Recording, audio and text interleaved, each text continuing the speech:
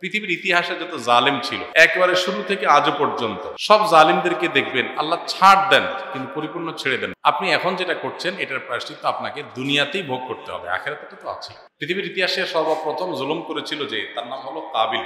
প্রথম মানুষ যে জুলুম করেছে তার নাম কি? আদম আলাইহিস সালামের ছেলে কাবিল। সে জুলুম করেছিল কার প্রতি? তার ভাই হাবিলের প্রতি, আদম আলাইহিস সালামের আরেক ছেলে। ভাইয়ের প্রতি হিংসা পরায়ণ হয়ে তার প্রতি জুলুম করে তাকে হত্যা করেছিল, খুন করেছিল। পৃথিবীর প্রথম খুনি কাবিল। এবং সে খুন করে মনে করেছে পার পেয়ে যাবে।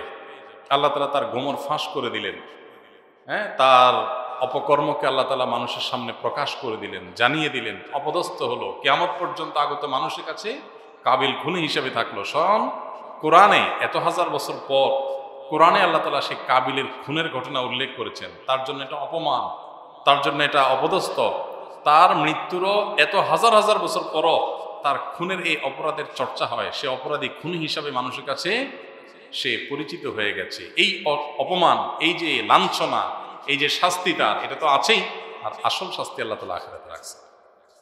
এক সময় পৃথিবীর অনেক সুপার পাওয়ার যারা ছিল, ফেরাউন পৃথিবীতে নিজেকে খোদা দাবি করে বসেছিল, আল্লাহ দাবি করে বসেছিল। এবং সে মনে করত তাকে বোধহয় কেউই দমাতে পারবে না। আল্লাহ তাআলা তার দম্ভ শুধু চূর্ণই করেন নাই, সেই জালিমকে, যে জালিম শত শত শিশু হত্যা করেছে, নিরপরাধ মানুষ হত্যা করেছে এবং বহু মানুষকে পরাধীনতার জিনজিরে বনী ইসরাইলকে সে আবদ্ধ করে রেখেছিল, সেই ফেরাউনকে আল্লাহ তাআলা কি করেছে? শুধুমাত্র তার জুলুমের কারণে দুনিয়াতে একটা সময় আল্লাহ তাআলা ওই যে ওয়ামলি লাহুম ইন্না কাইদি মাতিন, আল্লাহ বলেছেন আমি তাদেরকে ছাড় দিয়ে রাখি যাতে করে পাপ বাতি হয়।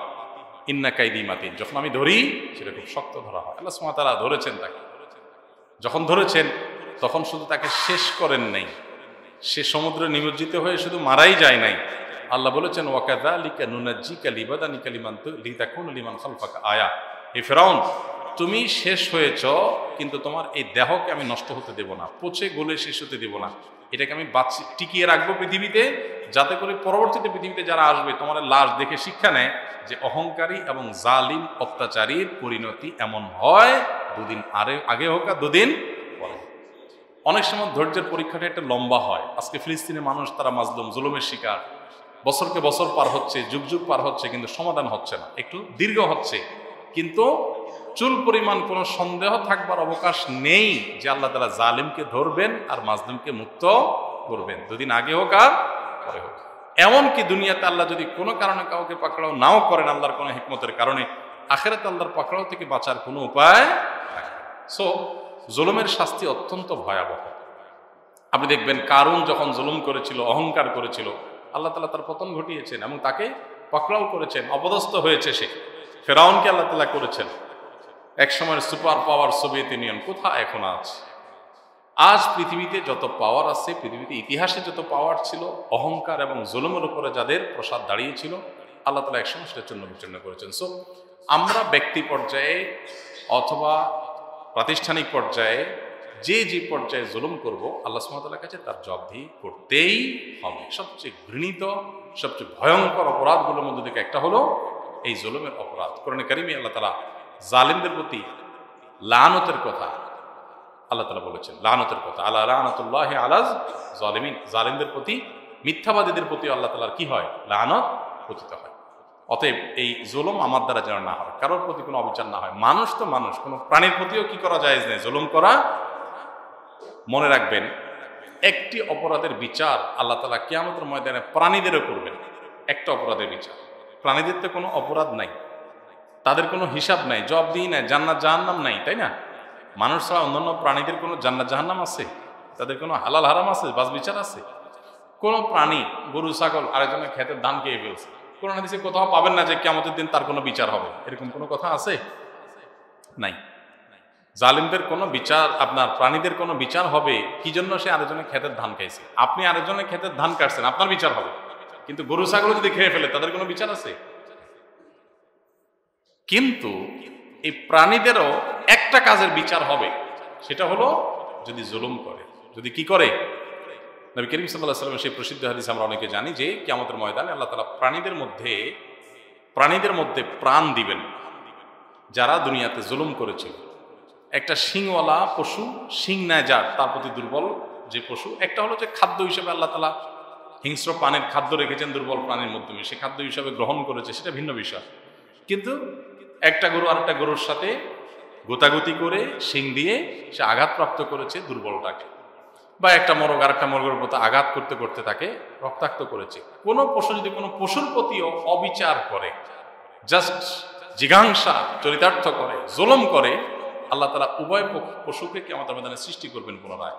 তাদের ধ্বংসাবশেষ মাটির সাথে মিশে গেলেও, মানুষের শরীরের সাথে মিশে গেলেও আল্লাহ এটার ধ্বংসাবশেষ থেকে আবার তাকে সৃষ্টি করবেন, করে যে অত্যাচারিত ছিল আল্লাহ তাআলা তাকে শক্তি দিবেন। এবার দুর্বল যে, সে শক্তি পাওয়ার পর যে জুলুম করেছে তার কাছ থেকে প্রতিশোধ নেওয়ার সুযোগ আল্লাহ তাআলা দিবেন, প্রতিশোধ নিয়ে ফেলবে।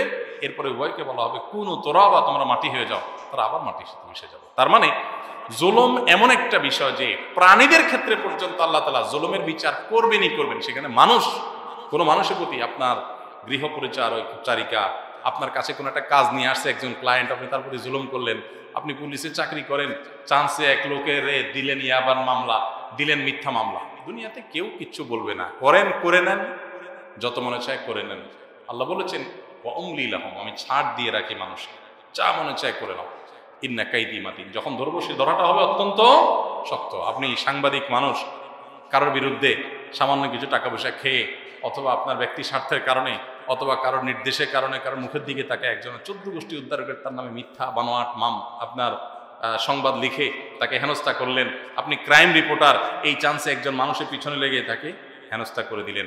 আপনি যেই পর্যায়ে থাকেন না কেন, আপনি একটা অফিসে চাকরি করেন, আপনার হাতে পাওয়ার আছে, মানুষ কাজের জন্য আসে, এই চান্সে আটকায় টাকা খাইলেন, জুলুম করলেন, অথবা মানুষকে ঘুরাইলেন, মনে রাখবেন এর প্রত্যেকটার বিচার আল্লাহ তাআলা করবেন। অতএব একেবারে ব্যক্তি পর্যায় থেকে নিয়ে রাষ্ট্র ক্ষমতা পর্যন্ত কারোর জুলুমের ব্যাপারে আল্লাহ রাব্বুল আলামিন গাফিল না। আল্লাহ বলেছেন কিয়ামত কোরআন কারীমে পরিষ্কার পাবে, লা তাহসাবান্নাল্লাহা গাফিলান আম্মা ইয়ামালুজ জালিমুন, জালিমরা যা করছে এ ব্যাপারে তোমরা আল্লাহকে উদাসীন মনে করিও না, মনে রাখিও না, মনে এটা ভাবিও না যে আল্লাহ বোধহয় কিছু দেখছেন না, টের পাচ্ছেন না।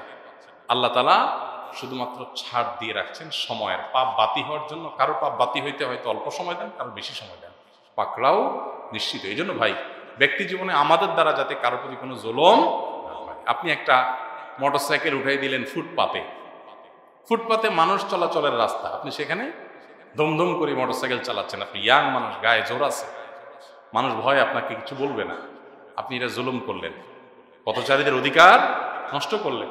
আপনি কলেজে ইউনিভার্সিটিতে পড়েন, 3-4 জন যুবক মিলে শরীরে একটা ভাবসাব আসছে, রাস্তাঘাটে চুন থেকে নুন করছে, একজন নিরীহ মানুষকে 2টা থাপ্পড় দিয়ে দিলেন, 2টা গালি দিয়ে দিলেন, কেউ ভয়ে কিছু বলবে না। আপনারা কলেজের ছাত্র 4-5 জন একসাথে আছেন, আপনি জুলুম করলেন। এভাবে পরতে পরতে আপনি স্বামী আসছেন, স্ত্রী বেচারি বাপের বাড়ি ছেড়ে আসছে, চান্সে তার 14 গোষ্ঠী উদ্ধার করলেন, একটু ভুল হলো তার গোষ্ঠী উদ্ধার করলেন, তার প্রতি জুলুম করলেন। আপনি স্ত্রী, চান্সে স্বামী বেচারা কারোর কাছে বলতে পারবে না, ঘরের আচ্ছাদন তারা বানাইলেন, এমনভাবে তাকে বিভিন্ন আষ্টে পিষ্টে বেঁধে জুলুম করলেন, বেচারা শর্মে কারোর কাছে বলতে পারলো না। এভাবে প্রত্যেকটা পদে পদে আপনি মসজিদ কমিটির দায়িত্বশীল হয়েছেন, ইমাম সাহেব, মুয়াজ্জিন সাহেব, বেচারাদের পারলে পদে পদে তাদের উপরে আপনি চড়াও হন, আপনার বেটাগিরি জাহির করেন, সীমানা ছাড়িয়ে চলে যান। আপনি তাকে হয়তো একটা কথা বলতে পারেন, সেখানে 5টা কথা শুনিয়ে দিলেন, জুলুম করলেন। এই জন্য ভাই, জুলুমের ব্যাপারে আমাদের জন্য সবচেয়ে বেশি সতর্ক থাকে। কোনো মানুষ, কোনো প্রাণী, কারোর প্রতি যেন কোনো প্রকার জুলুম না হয়। আল্লাহ আমাদের সবাইকে জুলুম থেকে বেঁচে থাকার তৌফিক দান করুন।